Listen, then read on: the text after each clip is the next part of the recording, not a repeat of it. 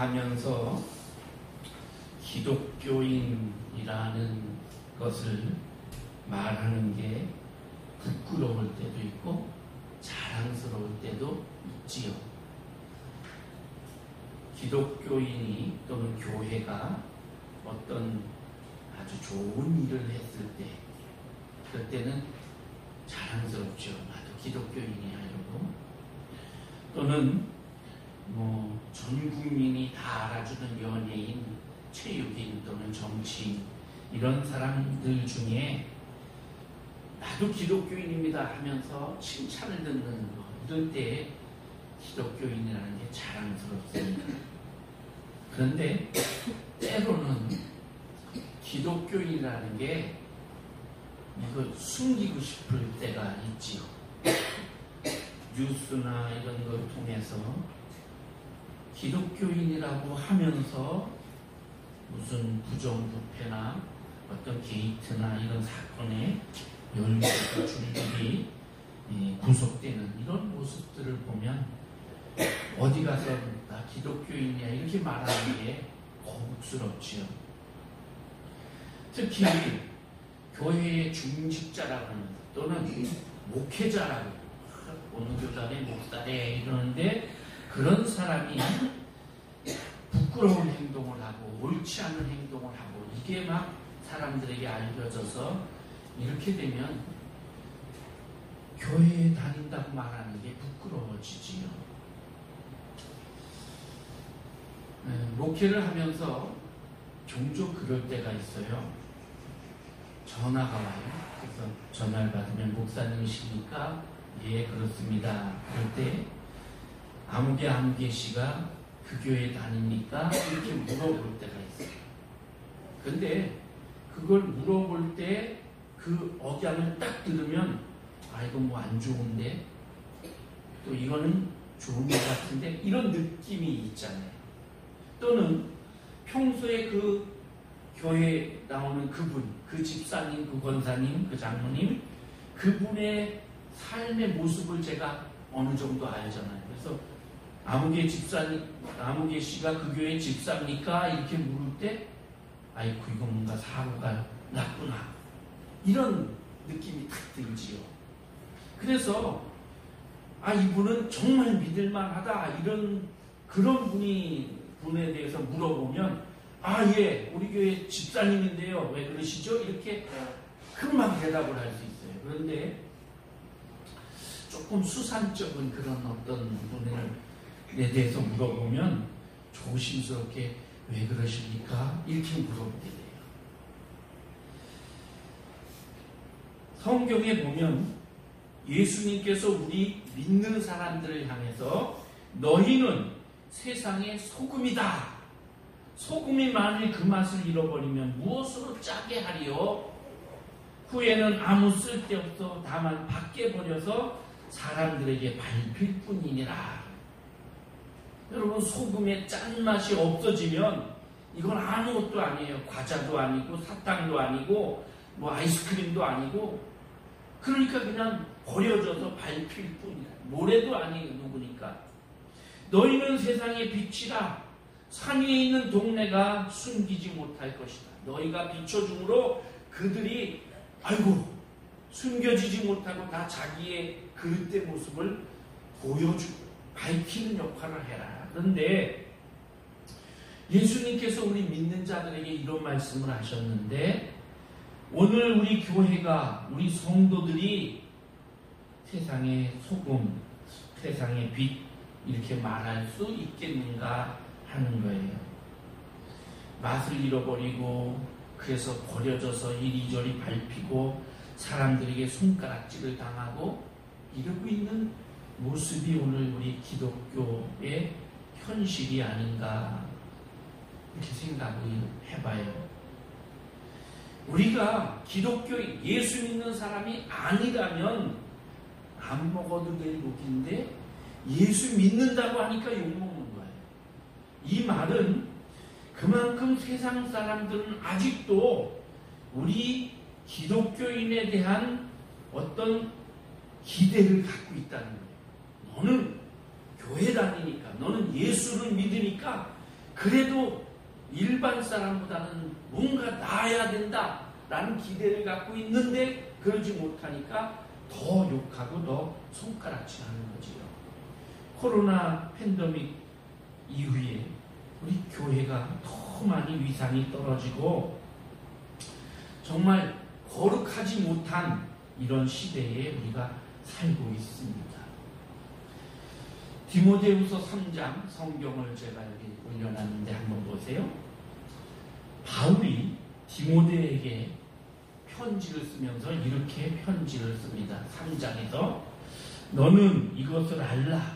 말세 곧 고통하는 때가 이르리니 그때가 되면 사람들이 자기를 사랑하며 돈을 사랑하며 자랑하며 교만하며 비방하며 부모를 거역하며 감사하지 아니하며 거룩하지 아니하며 무정하며 원통함을 풀지 아니하며 모함하며 절제하지 못하며 싸나우며 선한 것을 좋아하지 아니하며 배신하며 조급하며 자만하며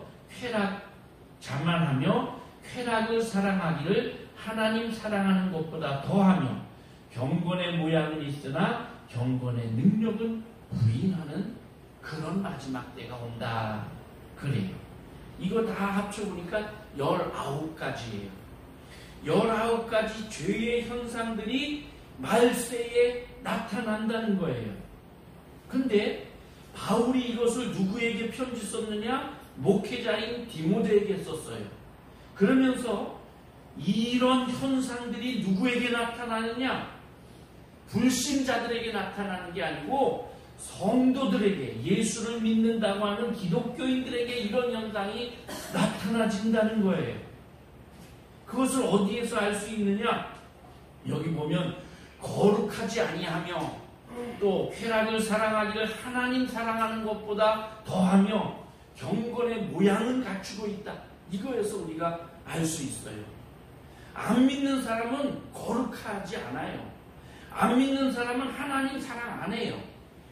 안 믿는 사람은 이 경건의 모양도 없어요. 그런데 여기 보면 거룩해야 되는데 거룩하지 않고 하나님을 더 사랑해야 되는데 하나님 사랑하지 않고 쾌락을 더 즐기고 경건의 껍데기는 있는데 그 능력이 없다 이거예요. 이거는 예수 믿는 사람을 지칭하고 있는 거예요. 믿는 사람들이 이렇게 변하고 이렇게 점점점 죄 가운데 빠져간다 이거예요.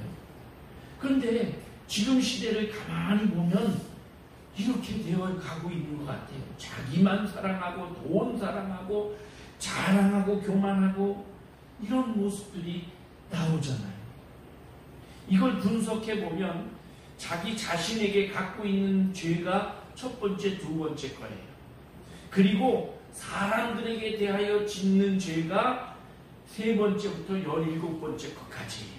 그리고 하나님께 대한 죄가 18번째, 19번째 두 가지예요. 바울은 강하게 권합니다. 이 같은 자들에게서 네가 돌아서라.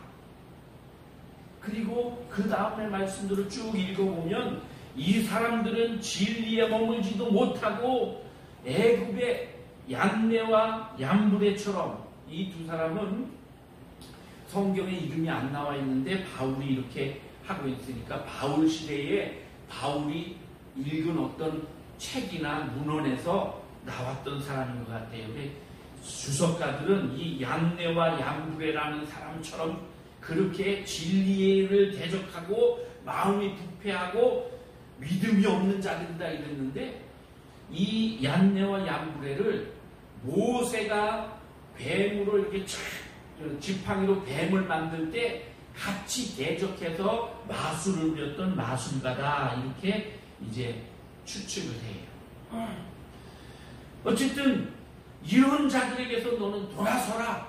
마지막 시대에 하나님의 자녀로서 이런 부모를 거역하고 자기를 사랑하고 돈 사랑하고 이런 것들 하지 말아라. 이렇게 강력히 권하고 있는 겁니다. 오늘 우리 시대는 소금된 그리스도인을 목말라 찾고 있어요. 빗대는 그런 그리스도인을 찾고 있어요. 주님의 오실 날이 가까울수록 믿는 사람들, 우리들마저도 이렇게 19가지 이런 죄악들로 우리를 포장하고, 그래서 우리 속에 있는 참 그리스도의 모습을 나타내지 못하고 있다는 겁니다. 그럼에도 불구하고 세상 사람들은 우리를 향해 기대하기를, 저 사람 교회 다니니까, 저 사람 목사니까 그 속에서 빛을 보려고 하고 그 속에서 소금의 맛을 보려고 한다는 거예요. 하나님은 세상 사람들이 이렇게 찾고 있는 빛과 소금 되는 그리스도인, 세상도 찾고 있지만 하나님도 찾고 계셔요. 이런 사람, 어디 이런 사람 좀 없나 목마르게 하나님이 찾으셔요. 하나님이 이 시대에 찾으시는 이 소금 같은, 또 빛 같은 그런 그리스도인, 바로 오늘 여러분과 제가 되기를 다짐해야 될 것입니다. 아멘. 오늘은요, 우리 총회에서 정한 순교자 기념주일이에요. 우리가 이렇게 편안하게 신앙생활하고 한국교회가 이렇게 부흥한 것은 생명을 바치면서 교회를 지키고 신앙을 지키고 이렇게 했던 우리의 선배들이 있었기 때문입니다. 용인 순교자 기념관 앞에 가면 순교자의 피가 교회의 씨앗이니라 이렇게 쓰여져 있어요. 터툴리안이라는 신학자가 한 말인데요. 교회를 지키기 위해서, 신앙을 지키기 위해서, 그래서 가정도 버리고 자기의 안일한 삶도 버리고 나라를 위해, 신앙의 자유를 위해서 생명을 바쳐 그분들이 하나의 미랄이 되어서 오늘 우리가 부요와 자유를 누리는 거죠. 그분들의 피값이지요. 그런데 오늘도 그 한 사람이 필요하다는 거예요. 희생하고 썩어지는 그 하나의 씨앗이 될 그 사람을 하나님이 찾으신다는 거예요.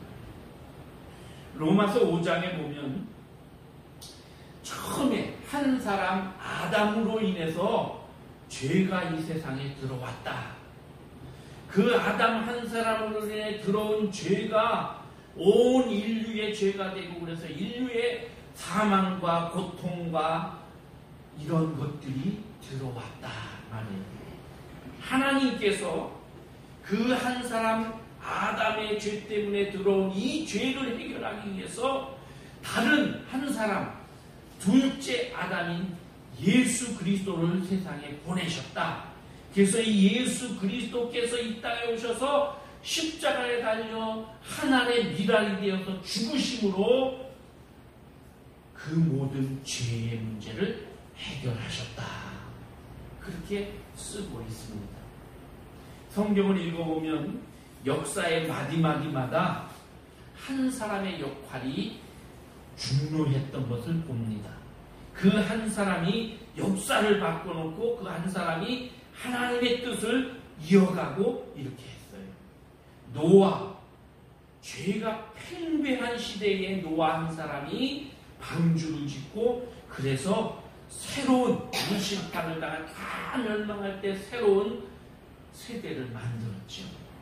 요셉 한 사람이 믿음의 조상인 아브라함의 후손들을 살리고 그 지역 사람들을 살렸죠. 모세 한 사람이 하나님의 백성을 살려서 애굽에서 나오게 했죠. 여호수아 한 사람이 이스라엘 백성을 가나안으로 인도했죠. 엑소더 한 사람이 저 바사 제국에서 다 몰살할 수밖에 없었던 자기 백성들을 살렸지. 지난주에 제가 예레미야의 눈물을 얘기했습니다. 예레미야가 조국을 생각하며 눈물을 흘렸다고 그랬죠. 하나님의 심정을 가지고 하나님을 대신해서 눈물을 흘렸어요. 근데 그 예레미야 5장에 보면 이런 말씀이 있어요. 너희는 예루살렘 거리로 빨리 다니며 그 넓은 거리에서 찾아보고 알라. 너희가 만일 정의를 행하며 진리를 구하는 자를 한 사람이라도 찾으면 내가 이 성읍을 용서하리라. 하나님이 예루살렘 그 넓은 거리에 수많은 사람이 오가는 거기서 누가 정의를 행하고 진리를 구하는지 찾는데 한 사람도 못 찾았다는 거예요. 오늘도 하나님은 사람을 찾으셔요. 하나님이 한 사람의 씨앗될 사람을 찾으셔요. 그러면 하나님이 찾으실 때 어디를 먼저 찾아오시겠어요?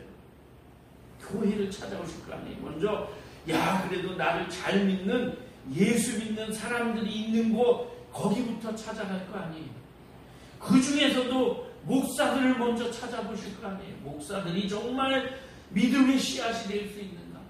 장로들, 권사들, 안수집사들, 중직자들 먼저 찾아갈 거 아니에요. 이 중에 있는가. 하나님이 찾으시는 사람 첫 번째는요, 생명이 있는 한 사람입니다. 세상에는요, 죽은 사람이 있고 산 사람이 있어요. 육신적으로 죽고 산 게 아니고 이미 죽어서 육신적으로 무덤에 간 그 사람을 말하는 게 아니고 정신이 죽고 사상이 죽고 양심이 죽은 사람. 근데 그런 사람도 있지만 더 특별하게 영적으로 죽은 사람. 하나님을 믿지 않는 사람들은 영적으로 죽은 사람이에요. 왜? 그 영이 하나님과 상관없는 삶을 살기 때문에. 그래서 영적으로 죽었고 나중에 마침내는 하나님께 구원받지 못할 자들이란 말이에요. 죽은 사람은 아무리 많아도 힘을 못 써요.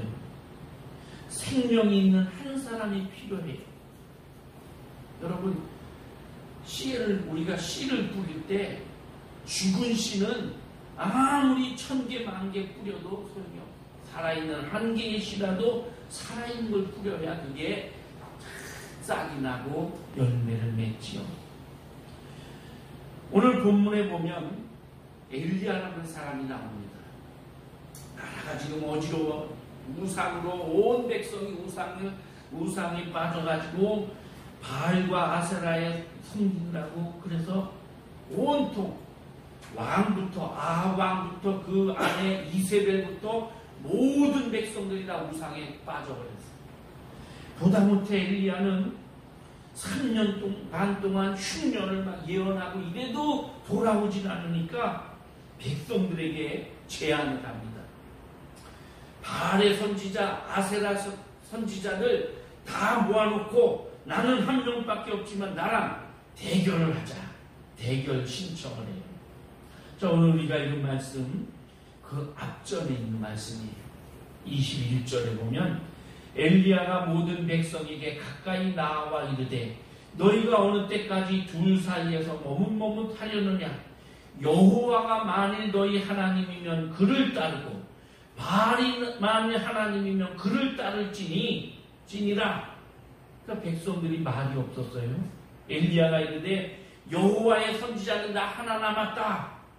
그런즉 나 하나하고 저 바알의 선지자 아세라의 선지자 모아가지고 송아지 2마리를 택해서 한 마리는 그들이 갖고 한 마리는 내가 가져서 잡아가지고 각을 떠서 이렇게 마디마디를 쪼개고 그렇게 하는 거예요. 각을 떠서 나무 위에 올려놓고 기도하자. 저들도 기도하고 나도 기도하고. 그래서 기도해가지고 하늘에서 불로 탁 내려서 이걸 태우는 신이 진짜 신이다. 너희 아세라 바알의 신 사제들은 너희 신을 불러라. 나는 여호와 이름을 부르라. 그렇게 얘기해요. 그러니까 백성들이 그거 좋다. 그래. 이 판에 아주 정확하게 한번 알아보자. 이렇게 되죠. 그래서 대결이 시작됐어요. 엘리야가 말합니다. 너희가 숫자가 많으니까 너네 먼저 시작해라. 그래서 850명이 이제 송아지를 갖다가 잡아 올려놓고 이 장작 위에 올려놓고 그리고 막 바알을 부르기 시작합니다. 성경에 보니까 바알을 부르고 그들을 크게 외쳤다고 했어요. 막 우리나라는 옛날 대한민국 이러듯이 아마 바알이여 바알이여 응답하소서 이렇게 소리를 친 것 같아요. 그런데 아무리 땀을 뻘뻘 흘리고 목이 터져라 외쳐도 아무 응답이 없어요. 시간이 지나서 점심때가 됐어요. 정오가 됐어요. 엘리야가 옆에서 지켜보다가 소리를 치고 조롱합니다. 야, 좀 크게 불러봐라. 신이시니까 혹시 묵상하고 계신지 아니면 잠깐 어디 외출하셨는지 혹시 길을 걷느라고 못 들으시는지 혹시 잠들어 계시는지 좀 크게 좀 불러봐라. 그러니까 이 사람들이 더 막 성질날 거 아니에요. 화날 거 아니에요. 막 소리를 지르면서 응답이 없으니까 몇 시간 그래도 응답 없으니까 이제 자기들 몸을 칼로 해갖고 창으로 찌르고 자해를 하면서 소리를 치는데 아무 대답이 없었어요. 저녁 때가 됐을 때 엘리야가 이제 그만해라. 내가 한다. 그리고 백성들을 가까이 오게 합니다. 이제 오늘 우리가 이런 말씀이에요. 백성들을 가까이 오게 해서 무너진 여호와의 제단을 수축했다. 오늘 이렇게 시작하지요. 수축한다는 것은 고친다는 뜻이에요. 히브리어로 고친다. 에라체인데 전혀 새로운 게 아니고 거기 하나님께 드리던 제단이 있었던 것 같아요. 이 갈멜산 꼭대기에. 그 갈멜산 꼭대기에 일찍이 하나님께 예배드리고 제사드렸던 그 신전이 있었는데 아합의 부인 이세벨이 모든 여호와 종교를 다 없애버리고 제사장들을 죽이고 그렇게 하면서 제단도 다 부셔버렸어요. 거기 흔적만 남았는데 이 엘리야가 그 제단을 다시 수축한 거예요. 다시 세운 거예요.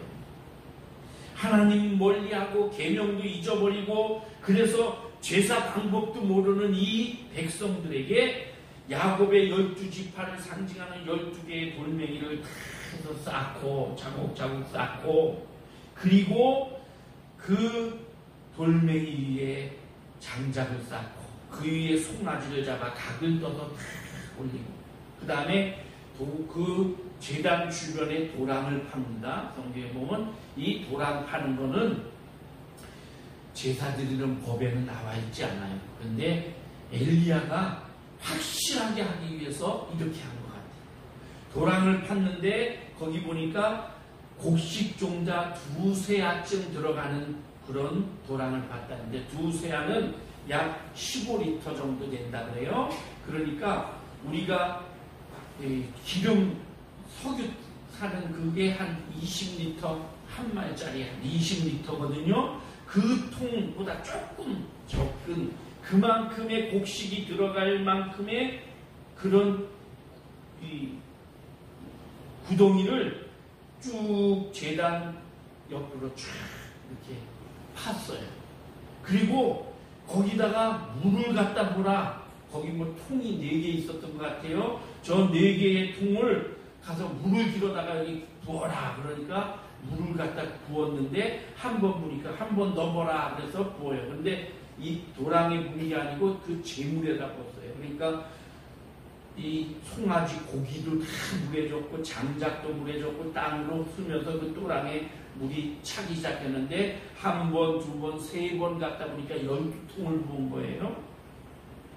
저는 말씀을 보면서 이제 궁금했어요. 전에도 이걸 읽다가 그랬는데 지금 3년 반이나 가뭄이 들었잖아요. 물이 없단 말이에요. 어디서 물을 이 귀한 물을 12통이나 길어다가 바닷물을 혹시 이 갈멜산 꼭대기에 올라가 보면 바로 밑에 바다가 이렇게 쫙 절벽 아래 보입니다. 바닷물을 길어다 부었나? 이런 생각이 들어요. 어쨌든 그렇게 해놓고 기도하는 거예요. 36절 37절에 보면 엘리야가 나아가서 말하되 아브라함과 이삭과 이스라엘의 하나님 여호와여, 첫 번째 주께서 이스라엘 중에 하나님 되신 것과, 두 번째 내가 주의 종인 것과, 세 번째 내가 주의 말씀대로 이 모든 일을 행하는 것을 이 사람들 전부가 알게 해 주옵소서. 여호와여 응답하소서. 여호와여 내게 응답하소서.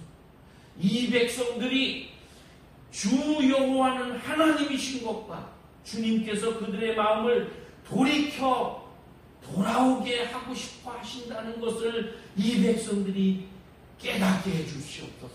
이렇게 기도했어요. 그 기도가 끝나자마자 우리가 아는 대로 하늘에서 불이 내려서 다 태워버렸죠. 38절에 보면 여호와의 불이 내려서 번제물과 나무와 그 쌓았던 돌 그리고 흙을 태우고 돌 안에 있던 물까지 다 핥아 증발시켜 버렸대요. 생명이 있는 한 사람이 죽은 850명을 이긴 거예요. 당연하지. 잠언에 보면 살아있는 개가 죽은 사자보다 낫다. 맞아요. 오늘 우리 한국교회, 우리 교회에, 이 세상에 살아있는, 믿음으로 살아있는 그 한 사람이 필요해요. 하나님께서는 살아있는 믿음의 사람, 그 한 사람을 찾으시는 거예요. 두 번째는요, 희생할 한 사람, 씨앗이 필요합니다. 엘리야는 죽음을 각오했어요. 이 일을 할 때 여러분 생각해 보세요. 지금 최고의 권력자인 아합 왕도 바알신을 섬겨요. 그 부인도 바알신의 아주 절대 추종자예요. 그래서 바알의 신전을 전국에 세우고 바알의 제사장들을 막 양육을 해갖고 800명이 넘게 이렇게 있고, 그리고 여호와를 섬기는 자들을 다 잡아 죽이고 그 제단을 다 무너뜨려 버렸단 말이에요.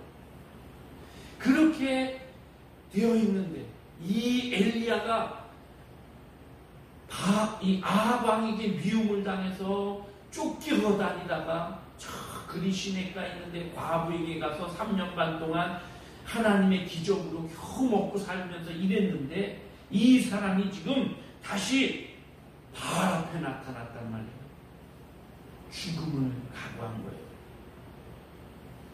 대결하자! 그럴 때에 바알의 선지자들 또는 이 아합 왕이나 이런 사람들이 무슨 소리냐? 쓸데없는 소리 하지 마라. 이 사람 잡아 죽여라. 그러면 그냥 죽는 거예요.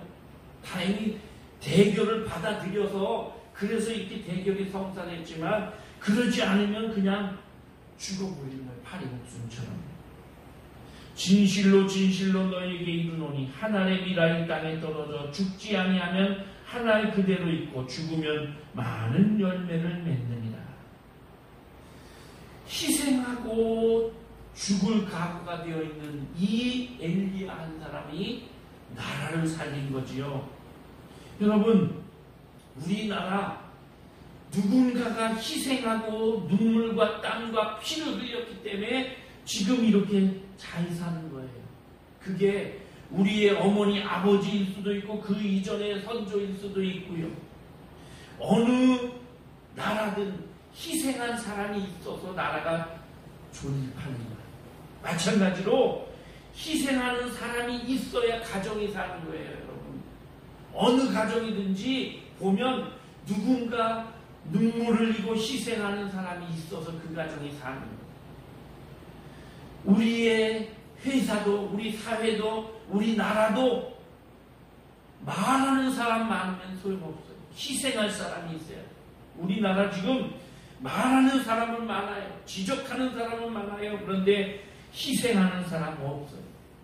누리려는 사람은 많아요. 책임지려는 사람이 없어요. 하나님은 희생할 사람을 찾으셔요.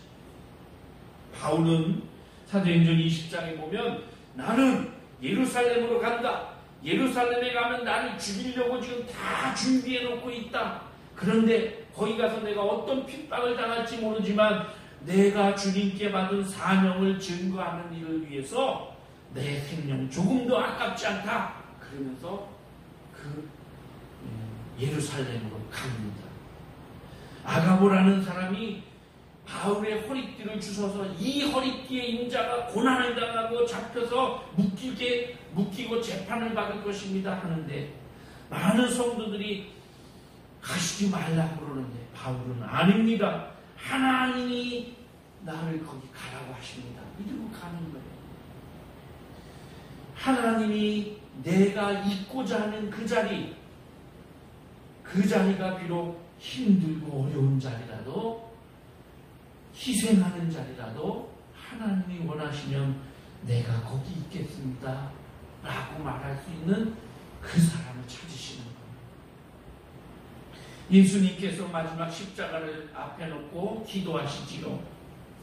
마지막 힘겨운 싸움을 하셔요. 자기 자신과의 싸움이에요. 아버지여, 할 수만 있으면 이 잔을 내게서 옮기시옵소서. 그러나 나의 원대로 마시고 아버지의 원대로 되기를 원합니다. 이 말은 나는 그 고난 당하고 싶지 않아요. 그런데 하나님이 원하면 나는 그 자리에 서겠습니다. 자기를 버리고 하나님께 의탁했어요. 우리나라 일제시대 때 3.1운동이 일어납니다. 고종의 부인인 명성황후가 살해되고 그리고 1919년에 이 고종 황제도 독살을 당해요. 일본인들에게. 고종 황제의 장례식 이것에 맞춰서 우리 기독교인들이 만세운동을 독립운동을 하자. 독립선언을 하자. 그래가지고 막 암암리에 준비를 하니까 불교도와 천도교 지도자들이 그 소식을 듣고 찾아옵니다. 아니, 이것은 종교를 떠나 이 나라의 독립을 위한 건데 기독교만 하려고 그러지 말고 우리 같이 합시다. 그래서 같이 해요. 기독교인 17명, 불교인 14명, 그 다음 천도교인 2명 이래서 33명이 대표로 해서 독립선언서를 작성을 하고 서명 날인을 합니다. 대표를 누구 할 건가? 의논을 하다가 손병희, 천도교 신자인 손병희 선생님을 대표로 세웠어요. 그러자 우리 기독교 청년들이 반발을 합니다. 아니, 우리가 주도하고 우리가 하려고 했던 거 다른 데는 조직이 없어. 그런데 그 당시 교회는 여전도회, 청년, 면려회 이런 조직들이 있어서 다 전국으로 퍼져 있기 때문에 그래서 우리가 다 해놨는데 저 사람들은 숟가락만 얹은 건데 왜 대표를 저 사람을 세웁니까? 우리 기독교인이 대표가 돼야지. 막 반발을 했어요. 그때에 우리 기독교의 대표인 이수근 목사님이 하하 이 사람들아 하면서 여기 이름 쓰고 서명하는 거 그 순서대로 죽는 거야. 누가 앞에 가든 그게 무슨 상관인가? 그렇게 하면서 양보를 했다. 인기를 얻으려는 게 아니라 무엇을 위해서 그게 더 중요한 거죠. 여러분이 지금 서 있는 그 자리 하나님의 영광을 위한 자리입니까? 나의 야망 때문에 서 있는 자리입니까? 비록 내게 손해가 와도 희생이 돼도 그래도 정말 희생하는 자리에 서 있는 그 사람이 우리 가정을 살리고 교회를 살리고 하나님의 영광을 드러내는 겁니다. 또 하나, 하나님이 기도의 사람을 찾아요. 엘리야는 기도의 사람이었어요. 기독교 구약 성경을 보면 기도의 사람 그러면 사무엘과 엘리야를 들 수 있을 거예요. 신약 성경에서는 예수님의 동생 야고보서를 기록한 사람, 이 초대 예루살렘 교회의 지도자인 야고보를 들 수 있어요. 이 야고보의 별명이 낙타무릎이에요. 낙타의 발도 그렇고 무릎도 그렇고 아주 이렇게 뭉툭하고 그러거든요. 왜? 꿇어앉거든요. 이 낙타는 사막을 다니고 그래서 이 발도 펑퍼짐하고 꿇어앉기 때문에 여기가 무릎이 이렇게 커져 있어요. 이 야고보의 별명이 나타무르비예요. 기도의 사람. 여호수아가 아말렉과 전쟁에 막 나가서 싸웁니다. 이깁니다. 자기가 잘해서 이기는 줄 알죠? 그 뒤에 산 꼭대기에 모세가 기도하고 있었어요. 손 들고 있어서 너무 힘이 들어 팔이 아프니까 손을 내리면 지고 손을 들면 이기고, 근데 팔이 아프니까 이게 들고만 있을 수 없잖아요. 들었다 놨다. 그러니까 아론과 훌이 옆에서 자기 돌에 앉게 하고 옆에서 팔을 들고 서 있어 주는 거예요. 그래서 승리하는 거지. 여러분 주변에 뭐 밥 먹으러 다니는 친구, 놀러 가는 친구, 그런 친구보다 기도하는 친구를 많이 사귀세요. 내가 기도하다가 지치고 내가 기도하다가 힘들 때 기도해주고 도와주고 그런 친구를 많이 사귀세요. 그리고 여러분이 그런 사람이 되세요. 미국의 16대 대통령 아브라함 링컨이 미국의 노예제도를 없애려고 남북전쟁을 일으킵니다. 여러 가지 군사적으로 지리적으로 불리한데, 그런데 그래도 전쟁을 힘들게 해서 이겼어요. 그래서 노예가 해방되고 흑인이나 백인이나 모두가 평등한 세상을 열었어요. 전쟁이 끝나고 나서 이 링컨이 그런 말을 했다고 해요. 우리에게 화이트 장군 같은 장군이 없었던 거 감사합니다. 그랬대요. 화이트 장군은 저쪽 이 남쪽의 적군의 장수예요. 유명한 장수예요. 전쟁을 너무 잘해. 가는 곳마다 승리를 해. 근데 왜 그런 사람이 우리에게 좀 있었으면 이래야지 왜 없었을까? 그 회고록에 보면 화이트 장군 같은 사람이 우리에게 있었다면 우리는 기도 안 했을 겁니다. 그냥 네가 나가면 이기는데 뭐 이렇게만 의지했을 겁니다. 그런데 우리는 그런 장군이 없고 적군에는 그런 장군이 딱 버티고 있으니까 우리가 할 수 있었던 거는 기도밖에 없었다라는 거지. 전쟁이 끝나고 나서 전문가들이 전쟁의 원인, 승리의 원인을 다 분석을 했어요. 보고서를 올렸어요. 작전이 이런 것이 좋았고 국민들이 이렇게 지지를 해줬고 군인들이 의협심을 가지고 정의감을 가지고 그래서 우리가 승리했다. 이렇게 쫙 보고서를 올렸는데 링컨이 다 읽어보고 한 가지가 빠졌습니다. 기도가 빠졌습니다. 기도해서 이긴 겁니다. 이렇게 말했대요.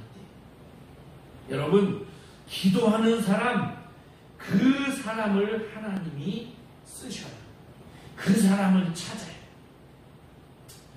여러분, 화투 칠 줄 아세요?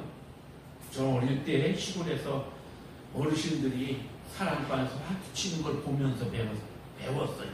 보고만 있어도 배워지더라고요. 그런데 그때는 고스톱이라는 걸 몰랐어요. 미나트만 치셔서 짝 맞추고 이런 것만 배웠는데, 나중에 제가 고등학교 졸업하고 신학교 들어가기 직전에 YMCA에서 하는 레크레이션 강사 교육을 받으러 가서 며칠 동안 교육을 받았는데, 그때 화투, 그 다음 트럼프, 카드놀이 이거에 대해서 다 배웠어요. 그때 고스톱도 배우고 그 다음에 트럼프도 배웠어요.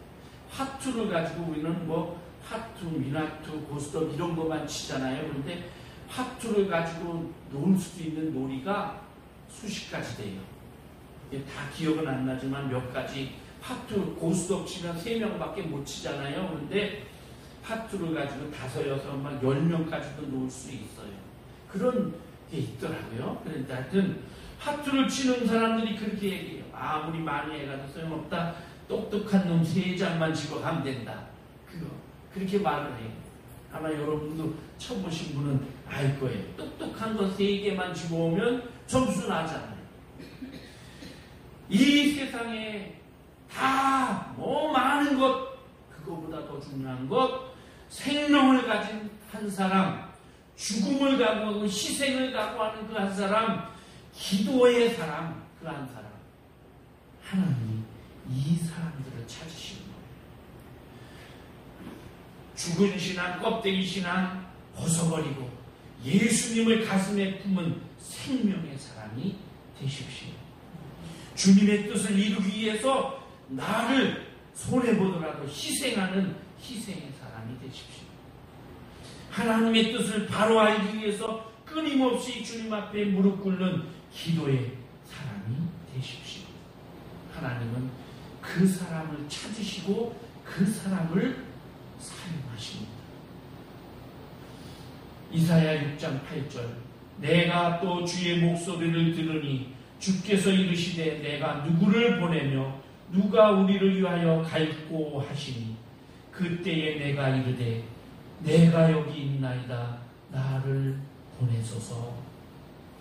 그 사람이 바로 당신입니다. 그 사람이 바로 나입니다. 기도하겠습니다. 하나님, 오늘도 끊임없이 사람을 찾으시고 하나님의 역사를 이어가고 하나님의 뜻을 이어갈 사람을 필요로 하시는 하나님, 어려운 시대에 엘리야를 통해서 역사하시고 이스라엘을 바로 세우셨던 것처럼 오늘 우리를 통해서 하나님 이 한국교회를 바로 세우시고 우리를 통해 우리 가정과 교회를 세우시고 그러기 위해 우리가 하나님 앞에 쓰임받는 그 한 사람의 씨앗이 되게 해 주옵소서. 생명이 있는 그 한 사람, 또 희생을 각오한 그 한 사람, 기도의 한 사람, 내가 되게 하여 주옵소서.